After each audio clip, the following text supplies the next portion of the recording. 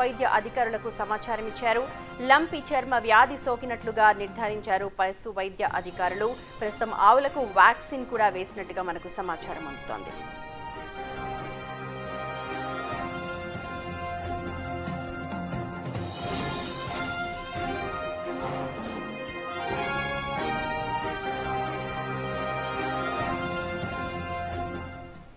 మా ప్రతినిధి రాజేష్ ఉన్నారు, మనకు ఫోన్ లైన్ లో అందుబాటులో ఉన్నారు ఈ ఘటనకు సంబంధించిన అప్డేట్స్ అందించడానికి. రాజేష్, ఏమంటున్నారు? పశు వైద్య అధికారులు వ్యాక్సిన్ వేస్తే సరిపోతుందా? వేరే పశువులకి సోకకుండా ఎలాంటి చర్యలు చేపట్టాలి? సుమతి, కామారెడ్డి జిల్లాకు సంబంధించి లంపీ స్కిన్ కలకలం రేపింది. వీక్లీ బజార్ పాంచ్ చౌరస్తా ఏరియాలో వ్యాధి లక్షణాలు అయితే అధికారులు గుర్తించారు. పశు వైద్యానికి సంబంధించిన అధికారులు సమాచారం స్థానికులు ఇవ్వడంతో ఒకసారిగా అధికారులు అక్కడికి రావడం జరిగింది.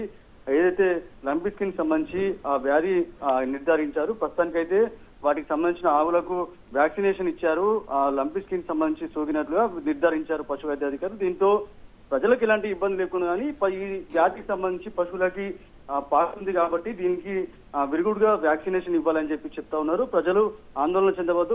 పశువులకి ఏదైతే గోట్ ప్యాక్స్ సంబంధించిన వ్యాక్సిన్ వేయిస్తే కనుక ఇలాంటి మరోసారి జరగవని చెప్పి కూడా అధికారులు. రాజేష్, పశు వైద్యులు ఇప్పుడు రైతులు ఉంటారు, ఆవుల్ని పెంచుకుంటారు, వాళ్ళందరికీ ఏం సూచనలు చేస్తున్నారు? ఎలాంటి లక్షణాలు కనిపిస్తే వెంటనే వెటర్నరీ హాస్పిటల్ కి తీసుకెళ్లాల్సిన అవసరం కనిపిస్తోంది?